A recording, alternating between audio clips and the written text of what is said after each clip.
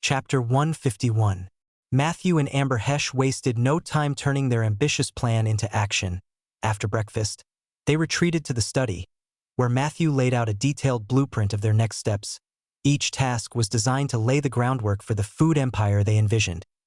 "We'll need to begin with the farms," Matthew explained, pointing to a map of the surrounding regions.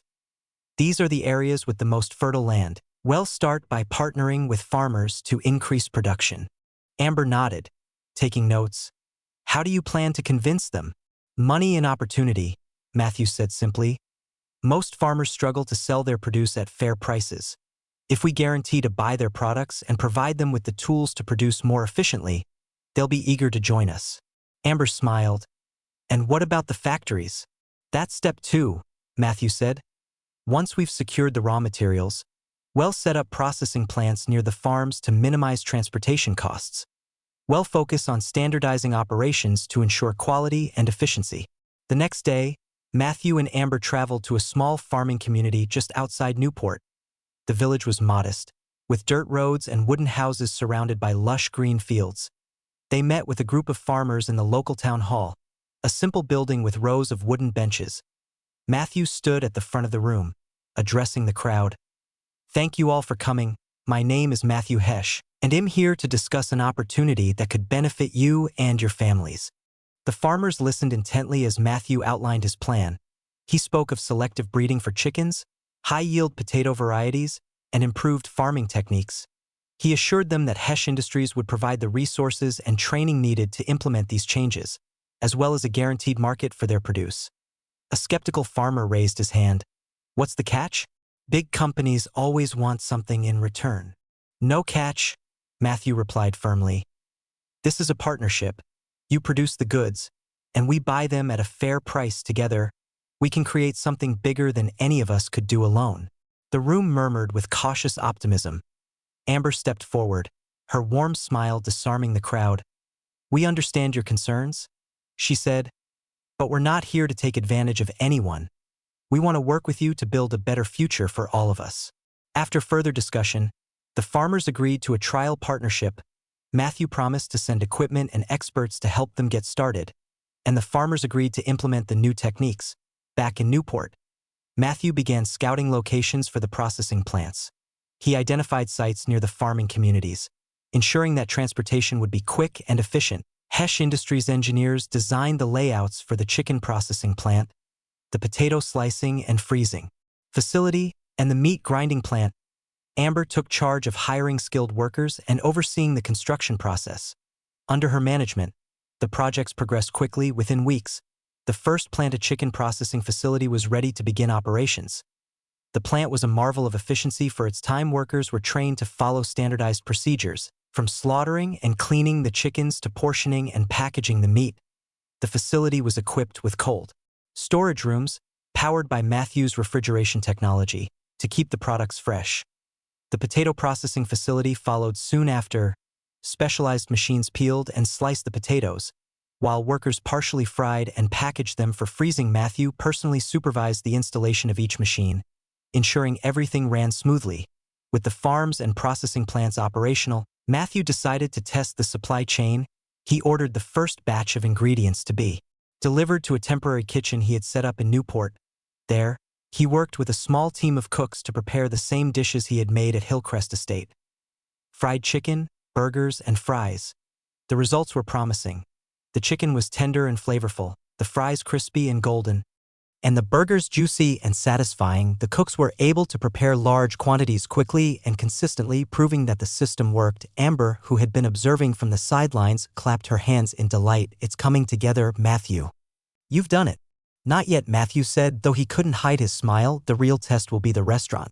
Matthew and Amber began scouting locations in Amsterdam for the first fast food restaurant. They chose a bustling street near the city center, close to shops and offices. The building was modest but well situated, with large windows that would allow passers-by to see inside. Matthew worked with architects to design the interior, emphasizing simplicity and functionality. The kitchen was placed at the back, equipped with electric fryers, grills, and refrigeration units. The dining area featured Clean, sturdy tables and chairs with bright lighting to create a welcoming atmosphere. Amber suggested adding a small play area for children, which Matthew agreed would make the restaurant more family-friendly while the restaurant was under construction. Matthew launched an aggressive marketing campaign. Posters and flyers were distributed throughout Amsterdam, featuring slogans like "Good food, fast, and a meal for every moment." Advertisements highlighted the affordability and convenience of the new dining experience, targeting workers, families, and travelers. Amber took charge of organizing a grand opening event, inviting city officials, journalists, and local influencers to attend. She worked tirelessly to ensure every detail was perfect, from the menu to the decorations. One evening, as they reviewed the final plans in their study, Amber looked at Matthew affectionately. "You've built something incredible." "Matthew, This isn't just about food, it's about changing lives." Matthew smiled, reaching for her hand. "I couldn't have done it without you, Amber. Your support means everything to me." Amber squeezed his hand, her eyes shining. "I can't wait to see that first restaurant open. It's going to be the start of something amazing, similar to your automobiles, weapons, and aircrafts." Matthew nodded firmly. "It will be, and I can't help but feel excited." Continue reading stories on novelbin.com. Chapter 152. The restaurant was almost ready, but Matthew knew that its success would hinge on the efficiency and dedication of the staff. Over the next 2 weeks, he spent his days and evenings training the newly hired crew, ensuring they understood the importance of speed, consistency, and customer service. In the kitchen, Matthew stood with a group of young cooks around the fryers and grills. "Remember," he said, demonstrating the process, "every piece of chicken must be breaded evenly. It's not just about taste, it's about presentation. Customers will notice if one piece looks different from another." One of the cooks nodded eagerly, dipping a drumstick into the buttermilk and rolling it in the seasoned flour. "Like this, Mr. Hesh?" "Exactly," Matthew said, inspecting the piece. "Now, into the fryer. Keep the oil temperature steady, or the chicken won't cook properly."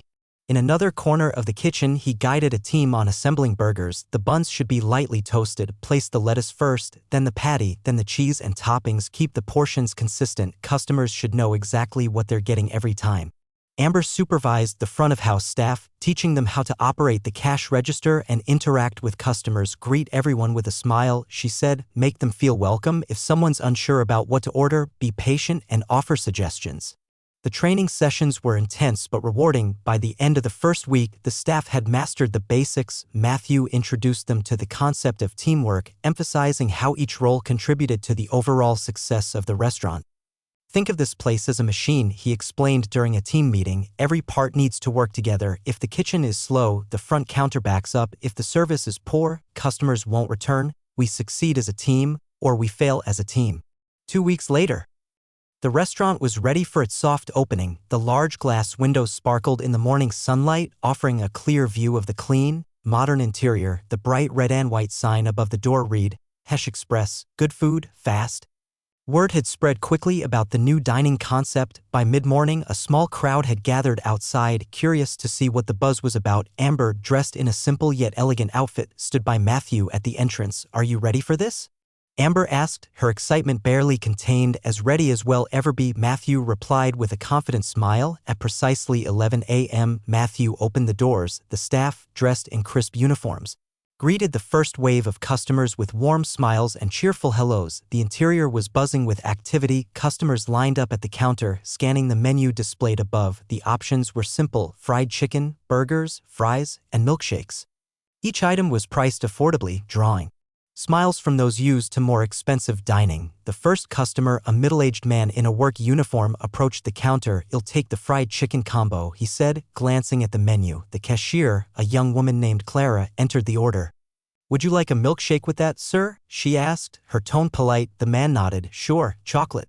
Within minutes, his tray was ready. The man took a seat near the window, unwrapping the crispy fried chicken. His first bite elicited a look of surprise and delight. He called out to the staff, "This is fantastic. I've never had chicken this good before." Nearby, a young couple shared a basket of fries and burgers. The woman took a bite of her burger and smiled. "It's so juicy," she said, "and the fries are perfect, crispy on the outside, soft on the inside." Her partner nodded in agreement. "And we didn't have to wait long. This place is going to be a hit." At another table, a mother with 2 children watched as her kids eagerly devoured their meals. "It's nice to have a place like this," she said to Amber, who was making rounds to check on customers. "I don't have to worry about cooking, and the kids love it." Amber beamed, "We're glad you're enjoying it. Let us know if there's anything we can improve." As the day progressed, the restaurant saw customers from all walks of life. Office workers stopped in for a quick lunch, families treated themselves to an affordable outing, and even a group of students pooled their money to try the new restaurant. A journalist from a local newspaper sat in the corner, observing the activity and jotting down notes. He approached Matthew during a brief lull in the rush. "Mr. Hesh, this place is incredible. What inspired you to create it?" Matthew smiled, wiping his hands on a towel. "I wanted to make good food accessible to everyone. People are busy, and not everyone has time for a long meal, but that doesn't mean they should have to sacrifice quality." The journalist nodded, scribbling furiously. "Do you think this concept will catch on?" "I believe it will," Matthew said. "It's not just about the food, it's about the experience. Quick, consistent, and welcoming. That's what people are looking for." As evening fell, the restaurant remained busy. The warm glow of the interior lights spilled onto the street, drawing in curious passers-by. Families, workers, and travelers filled the tables, chatting and laughing as they enjoyed their meals. Amber watched the scene unfold. A look of pride on her face, she turned to Matthew, who was speaking with a group of employees near the counter. When he caught her eye, she walked over and took his hand. "Look at this place," she said softly. "You've created something special. Read exclusive chapters at RanoVox. Matthew glanced around, taking in the bustling activity and the smiles on customers' faces. "We've created something special," he corrected, squeezing her hand. Amber leaned closer, her voice filled with affection. "This is just the beginning, isn't it?" Matthew nodded, his resolve as strong as ever. "It is, and there's so much more we can do." As the last customers left for the evening, the staff gathered for a brief meeting. Matthew praised their hard work and encouraged them to keep improving. The team's energy was infectious, their excitement matching his own. That night, as Matthew and Amber walked home through the quiet streets of Amsterdam, they reflected on the day's success. "Today was incredible," Amber said, "but I have a feeling tomorrow will be even better." Matthew smiled, his mind already racing with ideas for the future. "Well, make sure of it." Chapter 153. One of the first challenges was consistency. While most of the dishes were prepared well, there were occasional hiccups: an undercooked piece of chicken, fries that were too salty, or burgers that lacked the right balance of toppings. Matthew spent hours in the kitchen, working side by side with the staff. "The secret to success is consistency," he said during a morning meeting with the cooks. "Every piece of chicken, every burger, every batch of fries has to meet the same high standard. If we can't deliver that, people won't come back." He implemented stricter guidelines, from measuring ingredients precisely to timing every cooking step, to help the staff adjust. He simplified some of the recipes and added visual guides to the cucina chart showing the ideal size of a burger patty, a diagram of how to assemble a sandwich, and a timer schedule for frying chicken and fries. Amber, meanwhile, focused on the front of house. She noticed that during busy hours, the lines at the counter grew too long, and customers occasionally grew frustrated. She reorganized the flow of the dining area, adding an extra cashier during peak hours and streamlining the seating arrangements to accommodate more people efficiently. "We need to make every visit smooth and enjoyable," she explained to the team. "A happy customer is a returning customer." As they worked to improve operations, Matthew and Amber also reconsidered the restaurant's name.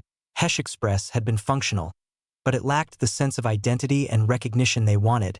After several brainstorming sessions, they decided on a simpler, more memorable name: Hesh. "It's clean, it's bold, and it represents us," Amber said when they finalized the decision. "It's more than just a restaurant, it's a symbol of everything we're building." Matthew agreed. "It's a name people will remember, and one day, it'll be synonymous with quality and innovation." They had the signage redone, with the new name displayed in bold letters above the entrance. The updated branding extended to the menus, uniforms, and even the packaging for takeout orders. The clean, modern design reflected their vision of a fresh, accessible dining experience.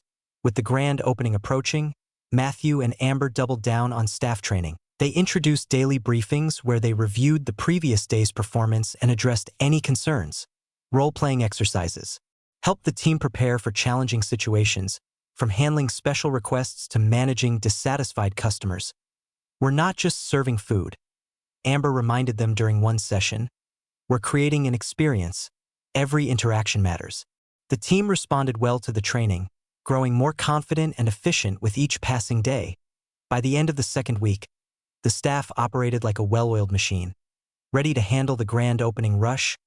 Amber spearheaded the marketing campaign for the grand opening. Posters and flyers were distributed throughout Amsterdam, and advertisements ran in local newspapers. The messaging emphasized the restaurant's core values: fast service, high-quality food, and an inviting atmosphere. "Come see the future of dining," one advertisement proclaimed, featuring a vibrant image of a family enjoying a meal together to build excitement. They also announced a special promotion. The first 100 customers on opening day would receive a free meal. The news spread quickly, and by the evening before the grand opening, there was already a buzz of anticipation in the city. The morning of the grand opening was crisp and clear. Matthew and Amber arrived early to ensure everything was in place. The staff was energized but nervous, and Matthew took a moment to address them before the doors opened. "You've all worked incredibly hard to get us here," he said, his voice steady and encouraging. "Today, we show the world what Hesh is all about. Trust in your training, support each other, and remember why we're here to make people's lives a little better, one meal at a time." Amber added, "And no matter how busy it gets, don't forget to smile. A little kindness goes a long way." At 10 a.m., the doors opened to a crowd that had already begun to gather outside. The first customers streamed in, greeted warmly by the staff. The dining area quickly filled with families, office workers, and curious locals eager to see what the excitement was about. The new name and branding made an immediate impact. Customers commented on the sleek design of the menus and the striking signage. The simplified ordering process and efficient service impressed even the skeptics. A young boy tugged on his mother's sleeve, pointing to the bright red packaging of his meal. "Mom, look, it says Hesh. That's a cool name." The kitchen staff worked tirelessly to keep up with the demand, churning out trays of crispy fried chicken, juicy burgers, and golden fries. The milkshake machine whirred constantly, delivering creamy, chilled treats that delighted customers of all ages. At one table, a group of office workers shared their impressions. "The chicken is perfectly seasoned," one man said, holding up a drumstick, "and it's fast. I didn't think it was possible to get food this good so quickly." Another customer, a young woman, sipped her milkshake and smiled. "It's affordable too. I can see myself coming here regularly." As the day progressed, the buzz around Hesh only grew louder. Customers continued to pour in, some drawn by curiosity, others by word of mouth. Families laughed together over meals. Workers enjoyed their quick yet satisfying lunches, and even skeptical diners left with smiles and full bellies at the front counter. Amber kept an eye on the lines, stepping in to assist whenever needed. "Can I help the next guest?" she called out with a warm smile, effortlessly handling orders as the cashiers focused on keeping the flow smooth. Matthew moved between the kitchen and dining area, his sharp eyes scanning for any bottlenecks. When he noticed the fryers starting to run low on chicken during a rush, he calmly stepped in. "Let's speed up the breading line." The staff adjusted immediately, their practice and training kicking in like clockwork. Enjoy more content from Novelbin. Calm by mid-afternoon, the atmosphere inside Hesh was electric. A journalist from the Amsterdam Chronicle approached Matthew with a notepad in hand. "Mr. Hesh, your restaurant has caused quite a stir. What's next for you?" Matthew smiled, wiping his hands on a towel. "Next? Well, keep listening to our customers, improving every day. Today is just the first step of many." Amber, overhearing the exchange, stepped beside Matthew.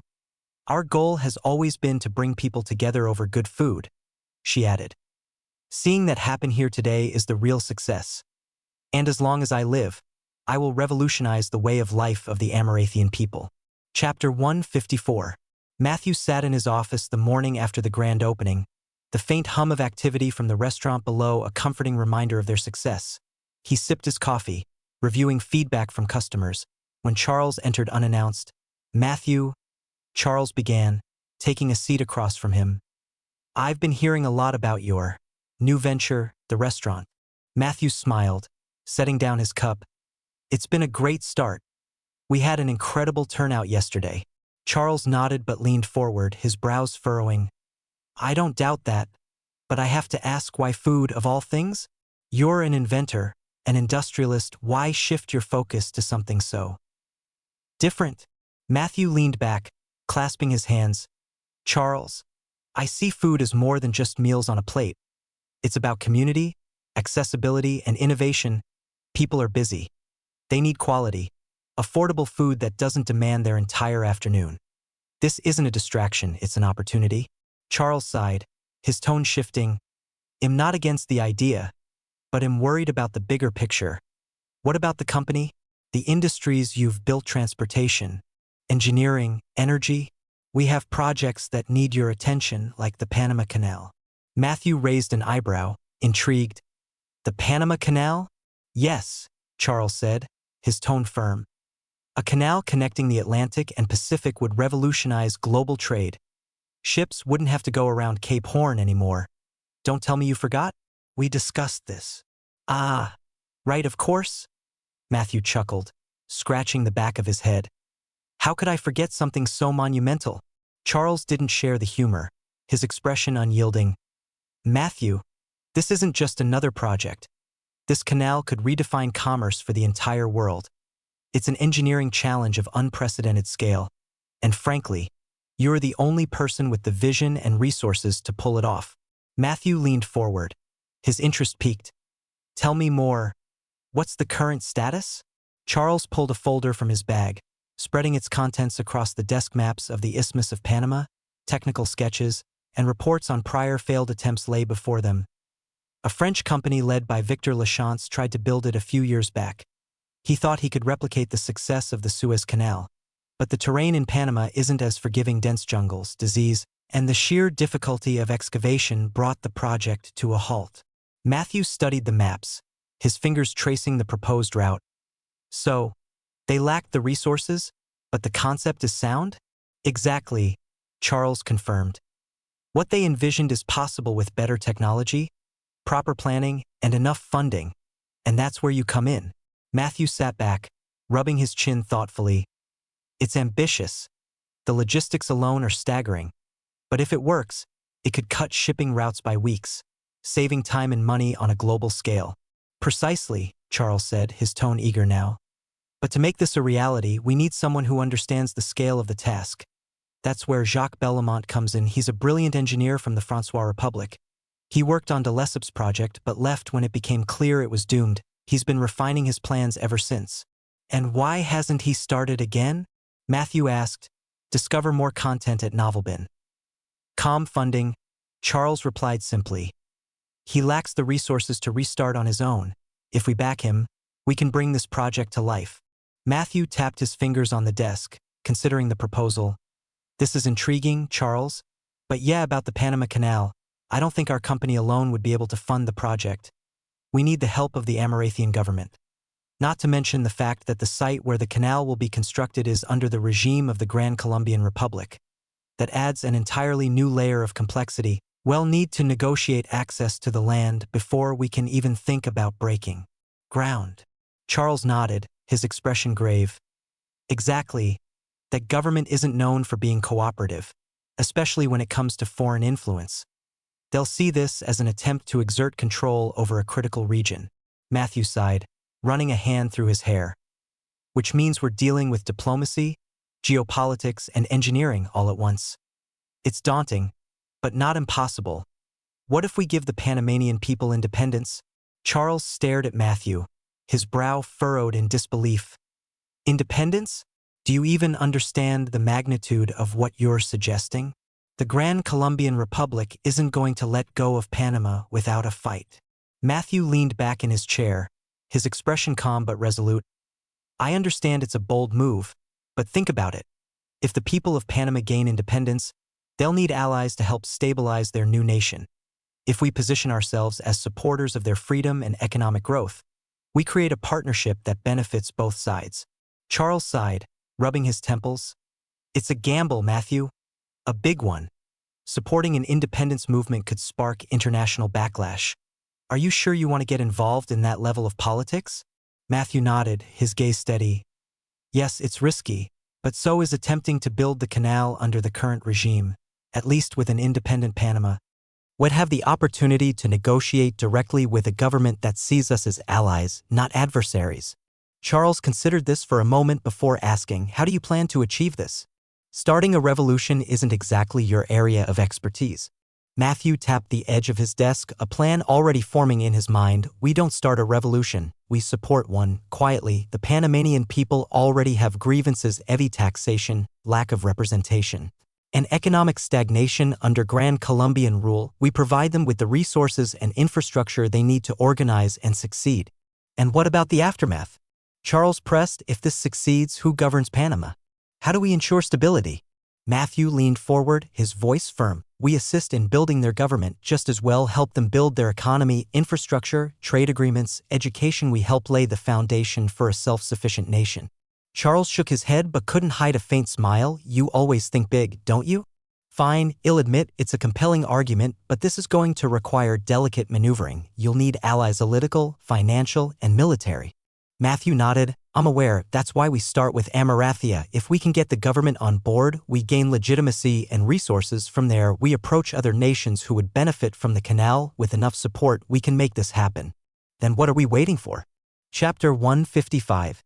The streets of Amsterdam bustled with life as Matthew Hesh stepped out of Hesh Express, carrying a carefully packed bag of burgers and fries. The scent of freshly fried chicken and golden potatoes followed him as he made his way to a modest inn on the edge of the city, where Victor Lachance and Jacques Bellamont were staying. This meeting was pivotal. Victor Lachance had the diplomatic and visionary experience, having spearheaded large-scale projects like the ill-fated Suez Canal adaptation attempt in Panama. Jacques Bellamont, on the other hand, was the practical genius, an engineer with a deep understanding of the technical challenges that had doomed earlier efforts. As Matthew reached the inn, a young porter directed him to a private parlor where the two men were waiting. Lachance, an older gentleman with a neatly trimmed mustache and a sharp suit, rose to greet him with a warm but measured smile. Bellamont, younger and slightly more disheveled in his appearance, sat hunched over a map spread across the table, his intense gaze briefly lifting to acknowledge Matthew. Mr. Hesh, Lachance began, extending a hand.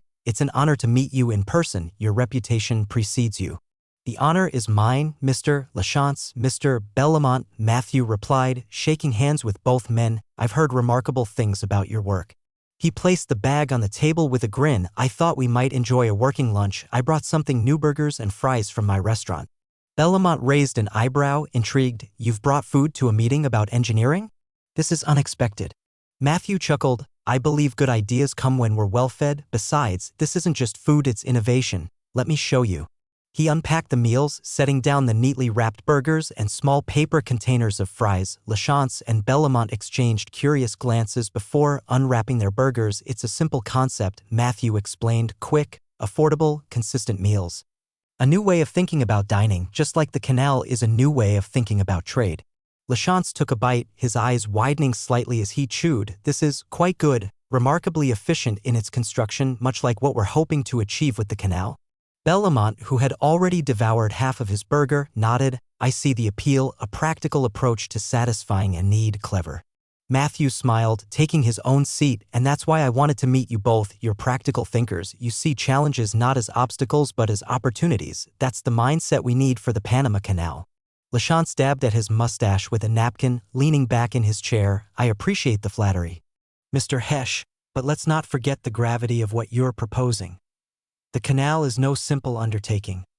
The terrain is unforgiving, the diseases rampant, and the political climate volatile. I'm fully aware, Matthew replied. That's why I've brought you both here. You've seen the failures firsthand, and you've learned from them. Together, we can do this right. Bellamont leaned forward, his finger tracing a line on the map. The original design was flawed. Lachance's team underestimated the geological challenges. The heavy rainfall and soft soil caused landslides, and the attempt at a sea-level canal was impractical. We need to consider locks. Matthew nodded. Locks are the key to managing the elevation changes, and with my company's advancements in engineering and construction, we can build them efficiently. But before we even start, we need to address the political situation. The Grand Colombian Republic isn't going to hand over Panama without a fight. Lachance sighed, folding his hands. It's not just about the government. The people of Panama need to see the value in what we're offering. They need to believe that the canal isn't just for the benefit of foreign powers, but for their prosperity as well. And they will, Matthew said confidently. We'll make it clear that this project is a partnership, not an imposition. We'll invest in local infrastructure schools, hospitals, roads. We'll show them that their future is brighter with us. Bellamont tapped the map again. Infrastructure is important, but let's not overlook the logistics. We'll need to establish supply chains for materials, hire and train a massive workforce, and ensure their safety. The mosquito-borne diseases alone will decimate our efforts if we don't address them.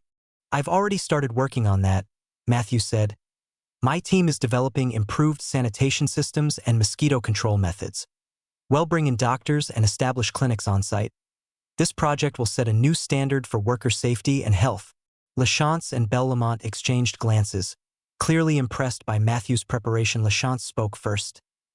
You've thought this through, Mr. Hesh, but thinking and doing are two different things.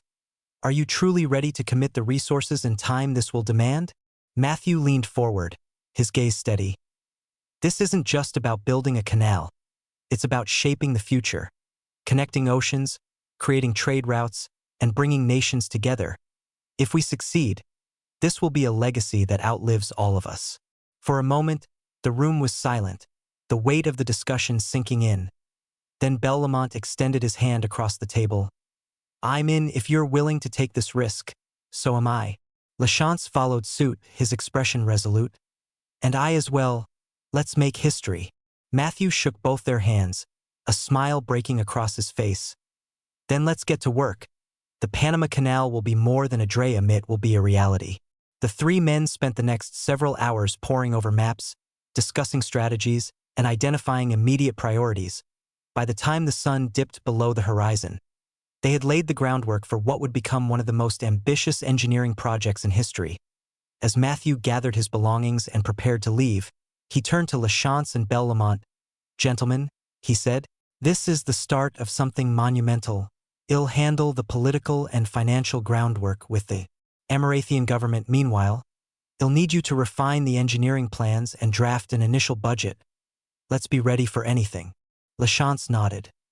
You can count on us, Mr. Hesh. We'll have a preliminary report ready within the month. Your journey continues at Novelbin.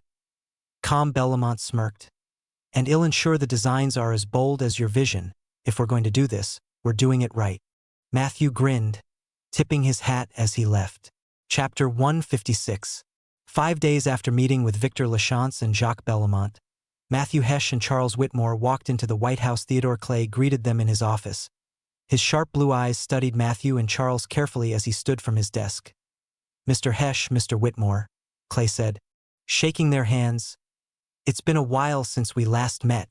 Thank you for seeing us, Mr. President, Matthew replied. We have an important proposal that I believe aligns with Amarathia's interests. Clay gestured for them to sit. I'm listening. Matthew placed a map of Panama on the desk, along with some documents.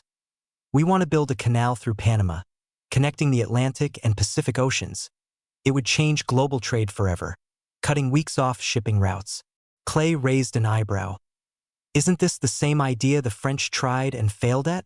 It is, Charles said. But they failed because of poor planning, outdated technology, and mismanagement. With modern engineering and better resources, we can succeed where they didn't. Clay leaned forward, studying the map. And what do you need from me? Matthew answered quickly.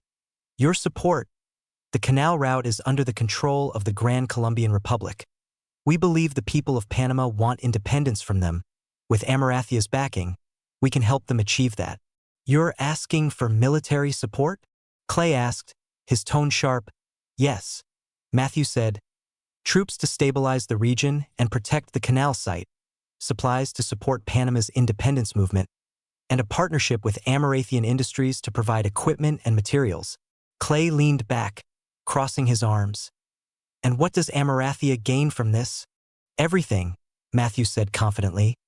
A shorter trade route for your goods, control over a vital passage for global trade, and economic growth from jobs and investments in the project. Charles added, this isn't just about trade. Supporting Panama's independence would position Amarathia as a leader in the Western Hemisphere, promoting freedom and progress. Clay tapped his desk, thinking, what about the cost? This will require significant resources. Hesh Industries will shoulder part of the cost, Matthew said. We'll provide supplies and equipment at discounted rates. This is a partnership. Mr. President, we're ready to invest, but we need Amarathia's help to make it happen. Clay's expression didn't change. And if Gran Colombia fights back? Matthew nodded. That's a possibility, but with Amarathian support, we can ensure Panama's independence quickly. The Gran Colombian Republic is unstable. They can't afford a prolonged conflict. Clay stood and paced the room. You're asking me to take a risk, Mr. Hesh. If this fails, it'll be my administration that's blamed. It won't fail, Matthew said firmly. We've studied the terrain, addressed the challenges, and built a plan to make it work. With Amarathia's support, this can succeed. After a long pause, Clay extended his hand. I'll take this to Congress. If they approve, we'll move forward. But make no mistake, this has to succeed.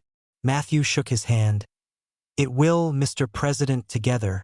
We'll change the future. As they left the White House, Charles looked at Matthew. Do you think he'll back us? He will, Matthew said. He knows the potential of the canal. This is just the beginning. Experience tales at Novelbin. Calm President Theodore Clay wasted no time in presenting the Panama Canal proposal to Congress. The very next day, he stood before the assembled lawmakers in the Grand Chamber, the air thick with anticipation.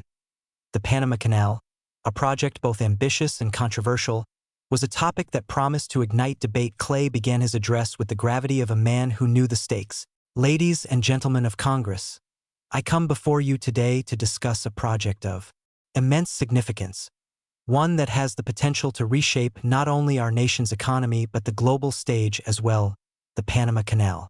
The murmurs in the chamber grew louder as the word Panama hung in the air. Some members nodded, already familiar with the failed French attempts. Others leaned forward, intrigued but skeptical. Clay raised his hand for silence and continued. For decades, the dream of connecting the Atlantic and Pacific Oceans through Central America has been considered an impossibility. But today, we have an opportunity to turn that dream into reality. The proposal before us is to support the independence of Panama and to back a coalition of engineers and industrialists who have developed a viable plan to construct this canal. He gestured to a large map behind him, highlighting the Isthmus of Panama. The benefits of this canal are clear. By cutting weeks off the journey around South America, it will revolutionize trade routes, reduce shipping costs, and strengthen Amarathia's position as a global economic power. But achieving this requires bold action. Congressman Jonathan Mills, an older representative known for his pragmatic stance on foreign policy, stood and asked, Mr. President, with all due respect, why should Amarathia involve itself in the affairs of Gran Colombia? Are we not risking unnecessary conflict by supporting a rebellion? Clay nodded, prepared for the question. Congressman, I understand your concerns. However, let me remind you that Gran Colombia's government has consistently shown instability. The Panamanian people have legitimate grievances: excessive taxation, lack of representation, and neglect of their infrastructure. They want independence, and we can help them achieve it peacefully. By supporting their cause, we ensure that the canal is built in a region that views us as allies, not invaders. Another representative, a younger man named Edward Finch, stood. And the cost, Mr. President? Such a project will demand significant resources. How do you propose we fund it without burdening the Amarathian taxpayer? Clay pointed to the documents distributed among the congressmen. Hesh Industries has pledged to shoulder a substantial portion of the cost, providing materials and equipment at discounted rates. Additionally, the canal's eventual toll revenue will not only recoup the investment but generate consistent income for decades to come. The room buzzed with whispered discussions. Clay let the noise settle before delivering his final point. This is about more than just a canal. It's about positioning Amarathia as a leader in the Western Hemisphere, a nation that champions innovation, trade, and freedom. By supporting this project, we're not only building a passage for ships, we're building a legacy. The chamber erupted in applause from a portion of the lawmakers, though some remained skeptical. Over the next 2 hours, the debate intensified. Supporters of the project emphasized its potential economic and strategic benefits, while opponents cautioned against entangling Amarathia in foreign conflicts. In the end, Clay's determination and the persuasive arguments from influential congressmen swayed the majority. A vote was called, and by a narrow margin, the proposal passed. Chapter 157.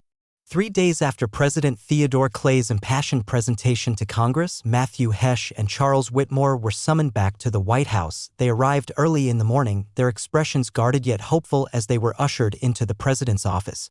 Theodore Clay was seated at his desk, papers neatly stacked in front of him, his face unreadable. "Gentlemen," Clay began, standing as they entered. He extended his hand to Matthew and then to Charles. "Congress has made its decision."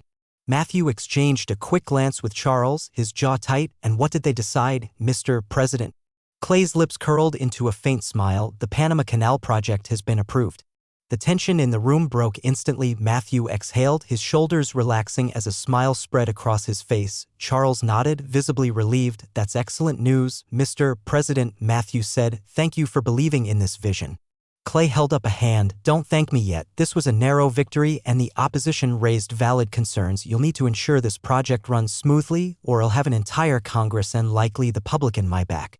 "We understand," Charles said, his voice steady. "We're prepared for the challenges ahead." Clay sat back down, his tone firm. "Now that the project has Congress approval, Harris will provide. Amarathian troops will be deployed to Panama to stabilize the region and support the independence movement. Additionally, the government will purchase supplies and equipment from Hesh Industries to support the effort." Matthew nodded, his mind already racing with the logistics. "Well, begin mobilizing immediately. Our factories are ready to ramp up production." Clay leaned forward. "One more thing, the military presence in Panama will be under strict orders to act as peacekeepers, not aggressors. The goal is to win the trust of the Panamanian people and avoid international backlash." "Understood," Matthew said. "We'll make sure our actions reflect that mission." Clay glanced at the clock on his desk. "I'll leave the details of the operation to you and the military advisors, but let me be clear, failure is not an option. This project is now tied to Amarathia's reputation." "It won't fail," Matthew assured him. "We have the team, the resources, and now your backing. That's all we need." Clay stood, signaling the end of the meeting. "Then I'll leave you to it. Good luck, gentlemen."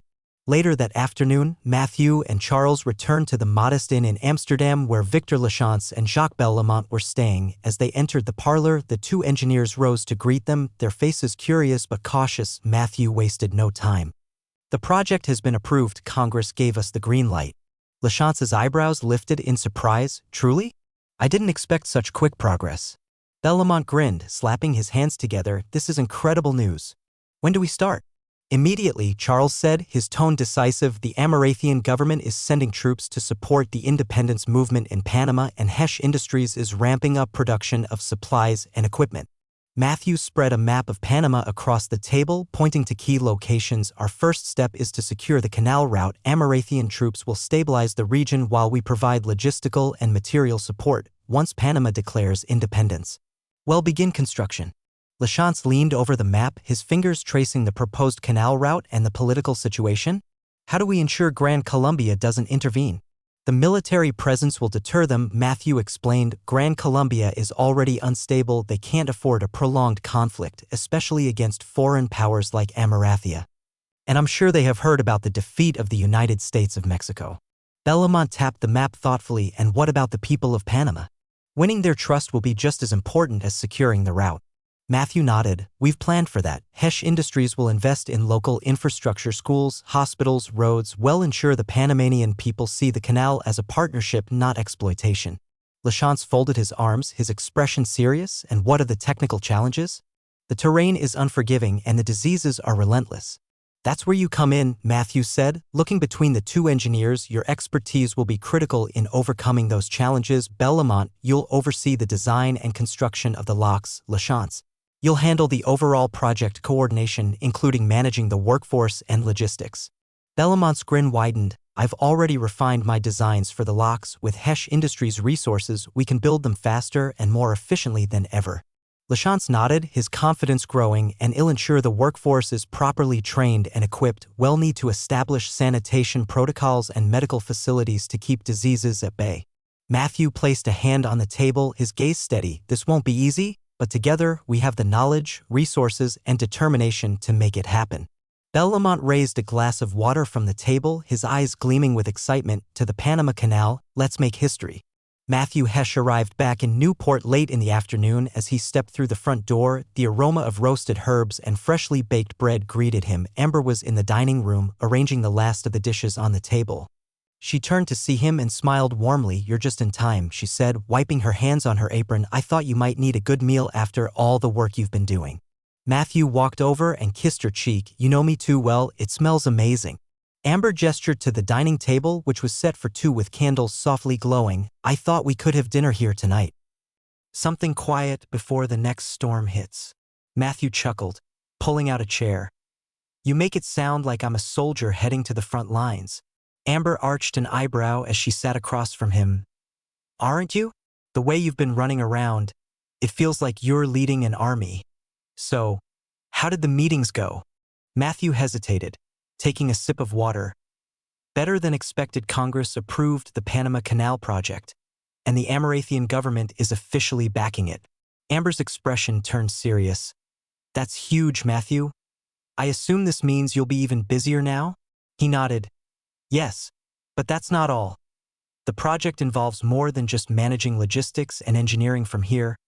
I'll have to go overseas, to Panama, to oversee some of the operations myself. Continue your journey on Novel Bin." Calm Amber paused, her fork halfway to her mouth. "Overseas? When?" "I'm not sure yet," Matthew admitted. "There's still a lot to organize before I leave, but it's inevitable. This project is too important to handle from afar." Amber set her fork down, leaning forward slightly. "Then I'm coming with you." Matthew blinked, caught off guard. "Amber, it's not going to be a simple trip. Panama isn't Newport. The conditions will be rough: heat, humidity, and who knows what else." "I know," Amber said firmly. "But you're not doing this alone. We've always tackled challenges together, haven't we? This won't be any different." Matthew opened his mouth to protest but stopped himself. He knew better than to argue when Amber had made up her mind, and truthfully, a part of him was relieved at the thought of having her by his side. "All right," he said with a faint smile. "But if you're coming, you'll need to be prepared for the realities of life on a construction site." Amber returned his smile, her determination unwavering. "I'll manage, and besides, someone has to keep an eye on you to make sure you don't work yourself to death." Chapter 158. Matthew Hesh sat in his office, surrounded by piles of papers, maps, and reports. The past few days had been non-stop planning and coordination, with the departure date for Panama quickly approaching.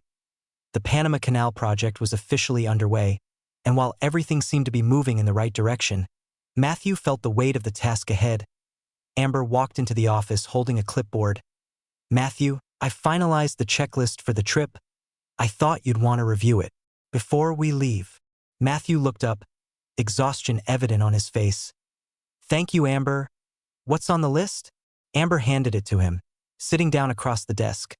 "Clothing for the heat, medical supplies, documents, and some essentials to make the transition easier. I've also added items for the team, just in case they forget anything." Matthew skimmed through the list and nodded. "Looks good. Have you checked in with Charles? Is everything set for the equipment and supplies shipment?" "Charles confirmed everything this morning," Amber replied. "The cargo ship is scheduled to leave a day before us, so everything should arrive in Panama by the time we get there." "And the travel arrangements?" Matthew asked. Amber smiled. "We'll be taking a cruise ship. It's practical and gives us a few days to organize our plans before we arrive. Victor and Jacques will be traveling with us, along with a few advisors and staff." "A cruise ship?" Matthew repeated, raising an eyebrow. "That feels a bit extravagant, don't you think?" Amber shook her head. "It's not about luxury, Matthew. You've been running yourself into the ground. A few days of calm will help you recharge. Besides, we'll be using the time to prepare, not lounge around." Matthew sighed and leaned back in his chair. "You're right. It's been non-stop these past few weeks. I guess a quiet trip wouldn't hurt." Amber stood up, giving him a reassuring smile. "I'll handle the final preparations. You focus on tying up any loose ends here." The days leading up to their departure were chaotic. Crates of supplies and equipment were loaded onto trucks and sent to the docks, where they would be transferred to the cargo ship. Engineers and advisors held last-minute meetings to finalize plans, and teams at Hesh Industries worked tirelessly to ensure everything was ready. Matthew split his time between his office and the factory floors, inspecting the production of specialized equipment for the canal project. Meanwhile, Amber coordinated travel logistics and ensured that everyone on their team was prepared for the journey. Matthew, Charles said one afternoon, walking into the office with a stack of documents. Hey, race the final itinerary. The cruise ship will take us to a port near Panama, and from there, we'll transfer to a smaller vessel to reach our destination. I've also arranged for a meeting with local leaders once we arrive. Matthew nodded, taking the documents. Good work. I want everything to go smoothly. This isn't just about the canal, it's about building trust with the Panamanian people. Charles hesitated for a moment. You're taking a big step, Matthew. The scope of this project is massive. Are you ready for what's ahead? Matthew looked at Charles, his expression serious. We don't have a choice. This project isn't just about engineering. It's about shaping the future. If we do this right, it will change everything. Find adventures at Novelbin. Calm Charles nodded, satisfied with the answer. Then let's make sure we're prepared for anything. The morning of their departure arrived quickly. At the docks, the cruise ship loomed large, its white exterior gleaming in the sunlight. Passengers were boarding, and the crew worked efficiently to load luggage and supplies. Amber stood near the gangway, overseeing the boarding process. She waved Matthew over as he finished a conversation with Charles. Everything's set, Amber said. Our luggage is on board, and the team has checked in. We're ready to go. Matthew glanced at the ship, still a little uncertain about the idea of taking a cruise. Are Victor and Jacques here? They're already on board, Amber replied. They're excited about the project and spent most of the morning talking about construction strategies. Matthew smiled faintly. That sounds about right. Let's get going. As they boarded, a steward showed them to their suite, which was spacious and comfortable. Amber immediately began unpacking, organizing their belongings while Matthew sat at the desk and opened a folder of documents. We've come a long way, Amber said. Glancing over at him, Matthew looked up, his expression softening. We have, but there's still a lot to do. I'm just glad you'll be there with me. Amber walked over and placed a hand on his shoulder. We've faced big challenges before, Matthew. This will be no different. We'll get through it together. Once the ship set sail, the mood shifted to one of quiet focus. Matthew and his team used the time to prepare for the work ahead. Victor Lachance and Jacques Bellamont joined Matthew and Amber for regular strategy sessions in one of the ship's lounges, where they reviewed construction plans, discussed potential obstacles, and refined their approach.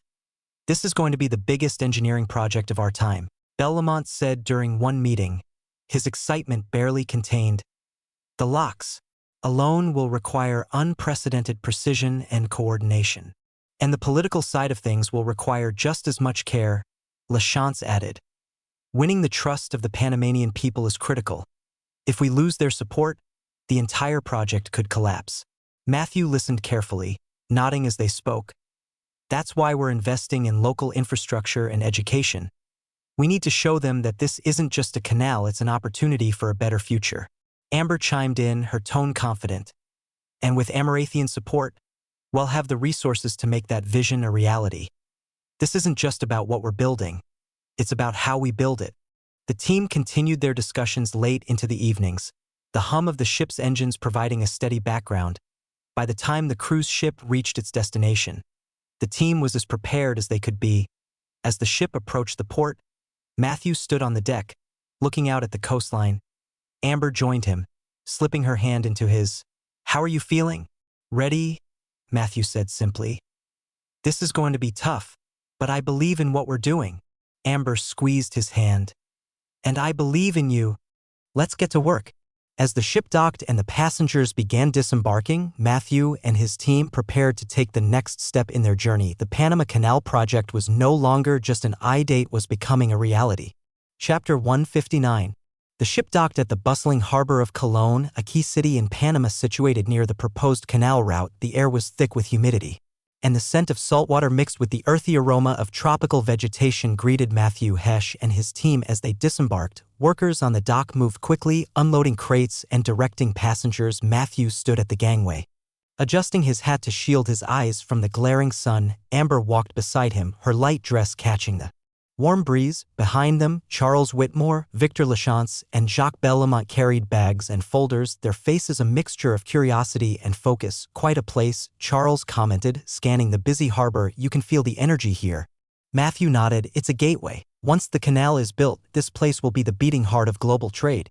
Amber glanced at the chaotic scene of workers hauling goods and fishermen shouting about their catch. It's vibrant, but it's clear the infrastructure here needs work. We'll have a lot to do.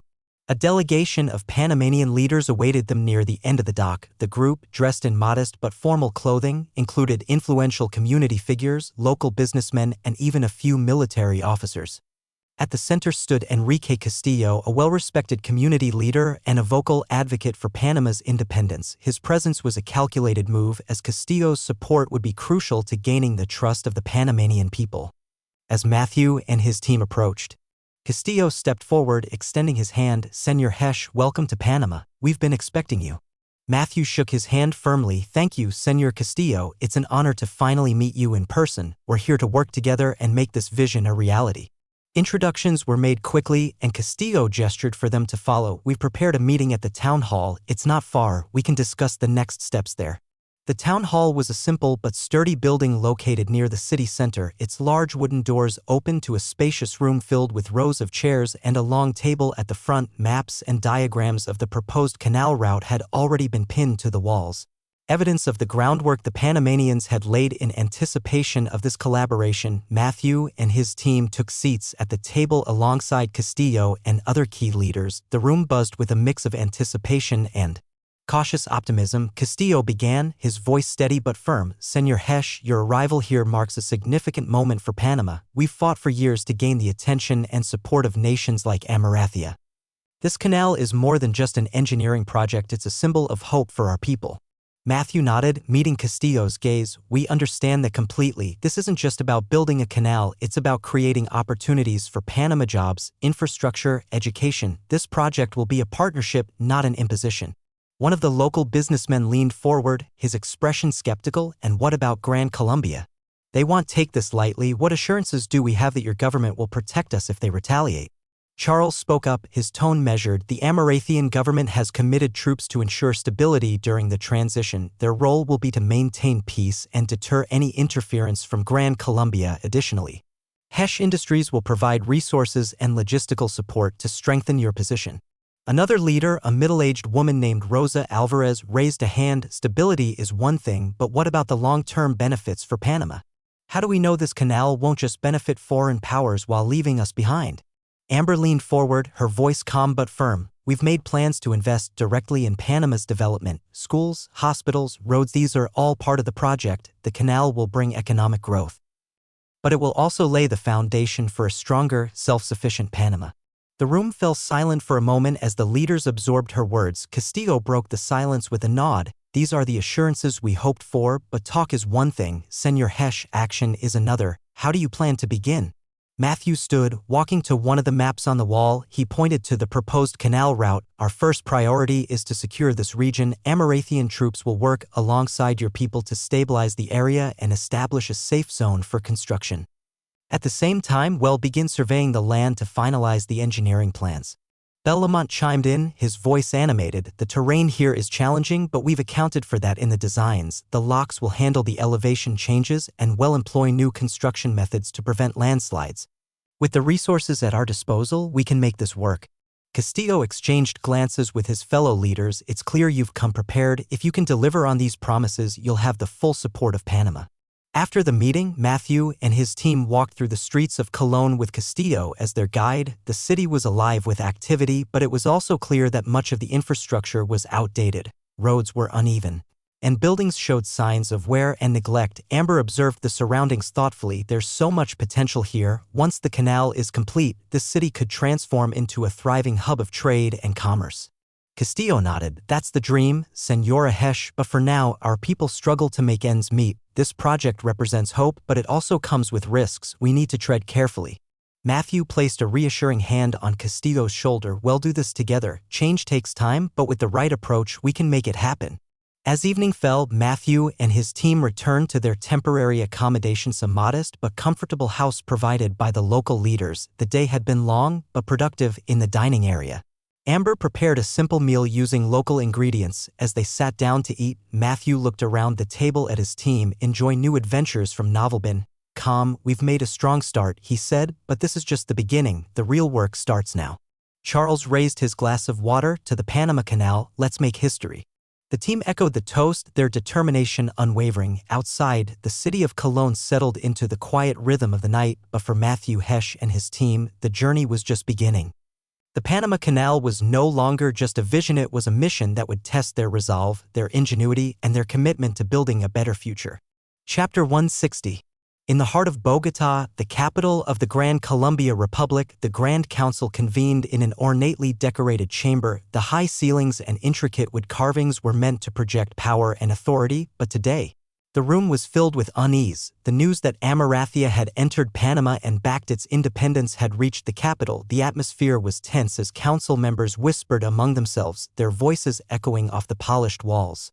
At the head of the room sat President Mariano Velázquez, an aging but sharp-eyed man known for his calculated demeanor. His gray hair was slicked back, and his fingers drummed on the armrest of his chair as he listened to his ministers and generals debate the issue. This is an act of aggression, bellowed General Rodrigo Ibarra, his voice booming across the chamber. The burly man stood, slamming his fist on the table. Amarathia has no right to meddle in our territory. They are violating our sovereignty, and we must respond with force. Experience new tales on Novelbin. Calm. Velázquez raised a hand to silence the murmurs that followed. And what do you suggest, General? That we march our troops into Panama and risk open war with Amarathia? Do you realize what that would cost us? Ibarra scowled but remained standing. If we do nothing, we show weakness. The Panamanians will believe they can secede without consequence. And other regions might follow. Amarathia's presence is an insult we cannot ignore. Minister of Finance Diego Herrera, a meticulous man with a thin mustache and a composed demeanor, adjusted his papers before speaking. General, with all due respect, our treasury is already stretched thin. The rebellion in the southern provinces drained our resources, and our military is still recovering. A direct conflict with Amarathia would bankrupt us. Ibarra glared at Herrera. So your solution is to let them walk all over us? Herrera's tone remained calm. My solution is to avoid unnecessary risks. A war is not just a matter of pride, it's about logistics, manpower, and funding. If we engage Amarathia now, we will lose.